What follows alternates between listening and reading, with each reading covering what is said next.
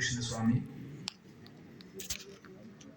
इस संस्था के अध्यक्ष C V Raghu ji, Sanjeev ji, Akhil ji, and of course dignitaries, rather I should say legal luminaries of the dais. विकसित भारत 2047 की संकल्पना प्रधानमंत्री नरेंद्र मोदी की, उसका अर्थ education, health, infrastructure, space, ready वाला, झुग्गी वाला और बड़ा इंडस्ट्रीज, कॉर्पोरेट हाउसेस, इन सभी को समाहित करते हुए भारत विकसित हो सकता है। प्रधानमंत्री जी की संकल्पना में आज अगर उन्होंने सोचा कि 2047 में जब भारत अपनी आजादी के 100 साल पूरे कर रहा होगा, तब तक भारत विकसित होना चाहिए। उसके लिए लीगल फ्रेमवर्क जो कि कॉलोनियल रिजीम से भी चलता चला आ रहा है, हमारे कॉन्स्टिट्यूशन में बहुत फ्लेक्सिबिलिटी भी है उस सारे फ्रेमवर्क को रीसेट करने की, रीइमेजिन करने की, और जो आज की कॉन्फ्रेंस का थीम भी है, reimagining India's legal foundation and that too for the Viksit Bharat 2047। सबसे पहले तो मैं आयोजकों को बहुत बहुत साधुवाद देता हूं, कांग्रेचुलेट करता हूं कि बहुत इंपॉर्टेंट टॉपिक पर आपने ये डेलिब्रेशंस रखी हैं। बट जब संजीव जी मेरे को मिलने आए थे तो भी मुझे लगा था कि इतना वास्ट टॉपिक है, इसमें बहुत कुछ डिस्कस करने के लिए भी है, तो उसके लिए आधा दिन बहुत कम लगता है। बात भी ठीक है, लेकिन I can understand very well that it is very heavy stuff also. तो शायद इसलिए उन्होंने सोचा होगा कि इतना हैवी स्टफ पूरे दिन चलेगा नहीं चलेगा।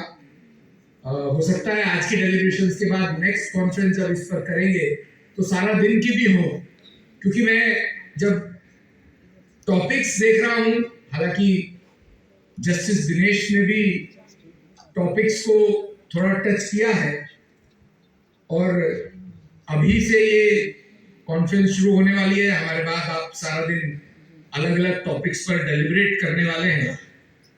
लेकिन अगर प्रधानमंत्री जी का ये संकल्पना की minimum government and maximum governance, ये हो तभी सकता है कि जब जो हमारे प्रेजेंट लॉज हैं, जिसमें से बहुत से ऐसे कानून जो काफी समय पुराने चले आ रहे हैं और उनका रेलेवेंस आज खत्म हो गया, उस बात को टेक केयर करने के लिए मेरे पार्लियामेंट में मेरे साथ ही डॉक्टर सस्मित पात्रा भी बैठे हैं और अक्सर हम पार्लियामेंट में भी एंड ऑफ द पार्लियामेंट भी बहुत सी ऐसी चीजें डिस्कस भी करते हैं। और ये हमारी सरकार ने बहुत सा करके भी दिखाया, और अभी आप देखेंगे जब नेक्स्ट जनरेशन जीएसटी रिफॉर्म्स आए हैं और जब जीएसटी रेजिम शुरू हुआ, उसके बाद से लगातार जीएसटी काउंसिल की मीटिंग्स का होना, जिसमें पूरे देश के फाइनेंस मिनिस्टर्स, उनके सेक्रेटरीज उस पर डेलिब्रेट करते हैं कि हमने जो किया है उसको रीथिंक करने की भी जरूरत है। यह हमारी सरकार की प्रतिबद्धता प्रदर्शित भी करता है कि we are ready to rethink the things. और वही आपने देखा कि अभी हमारी फाइनेंस मिनिस्टर निर्मला सीतारमण जी ने न केवल सिस्टम को ठीक किया, कंप्लायंसेस को कम किया, बल्कि केवल 0%, 5% और 18% का जीएसटी स्ट्रक्चर खड़ा किया। ये छोटी बात नहीं है।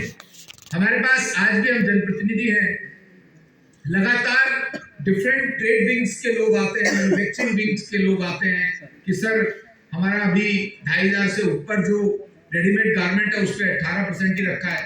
तो मैं बात करता हूं कि क्या जो आपका रॉ मटेरियल है, धागा है, बटन है, सुई है, क्या और रॉ मटेरियल है उसका क्या हुआ? कह रहे सर हाँ वो तो 5% हो गया। हम तो उसके बाद भी इसको रीथिंक करने को तैयार है। इतना बड़ा रिफॉर्म जीएसटी को लेकर के, हालांकि उससे ये बात भी लगती है कि हमारा रेवेन्यू, सरकार को चलाने का रेवेन्यू कम हो सकता है, पर हम इस बात को भी मानते हैं कि जब उसका स्फीयर बड़ा होगा तो रेवेन्यू कम नहीं होगा, बड़ा होगा। जैसे जीएसटी लागू करने पर बहुत से ऐसे टैक्सेस मर्ज किए गए जीएसटी में, उन सब टैक्सेस को मर्ज करने के बावजूद भी जो ये फियर था कि हमारा रेवेन्यू कम होगा, वो कम नहीं हुआ, वो बढ़ा ही है।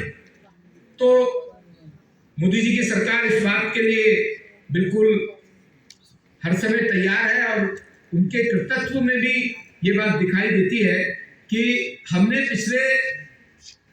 विशेष तौर से पिछले 5 सालों में, अगर मैं जन विश्वास एक्ट 2023 और 25 की बात करूं तो 16 सेंट्रल एक्ट्स में 288 प्रावधानों को डिक्रिमिनलाइज किया है, 67 को संशोधित किया है।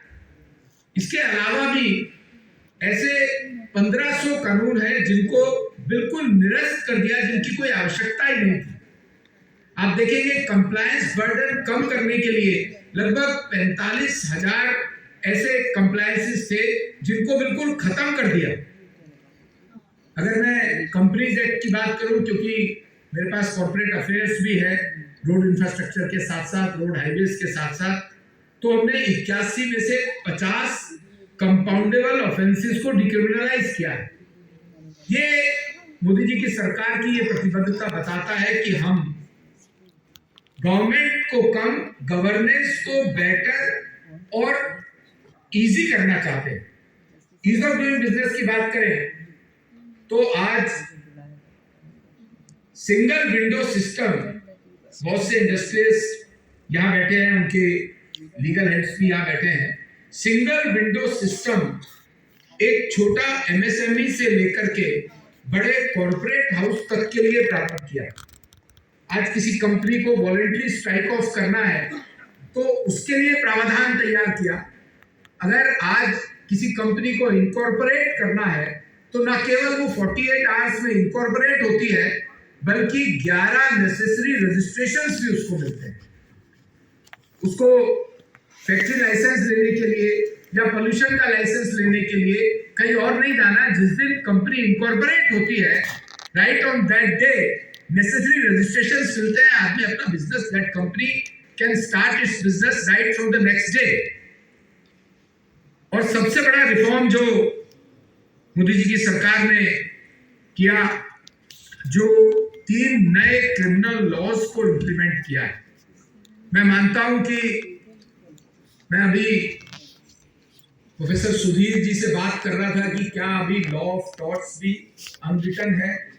तो सीरियसली जब मैंने लॉ किया दिल्ली यूनिवर्सिटी से, तो उस समय भी हमारे पास कोई एक्ट नहीं था लॉ ऑफ टॉर्ट्स का, आज तक भी नहीं है। उसमें कुछ पार्ट जरूर एनेक्टेड हुआ है, बट लॉ ऑफ टॉर्ट्स आज भी that the project is still pending, और मैं होप करता हूं कि वो जल्दी पार्लियामेंट में आएगा आपके द्वारा। बट वो आज मस्ट है। डैमेजेस के लिए बात करते हैं तो चाहे वो कॉन्ट्रेक्चुअल डैमेजेस हो, व्यापार के, इंडस्ट्री के डैमेजेस हो, या किसी की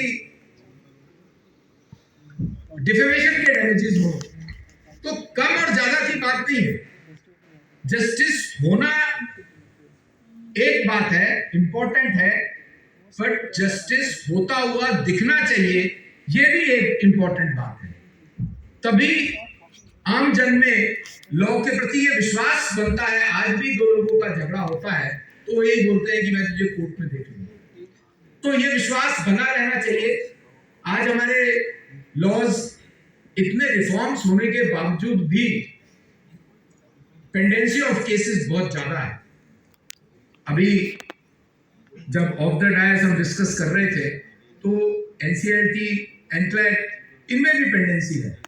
लेकिन जहां आईबीबीआई की बात करते हैं तो फर्म्स का रिजोल्यूशन और वो स्पीड अप हुआ है, बट उसके बावजूद उसे और स्पीड अप होने की आवश्यकता है।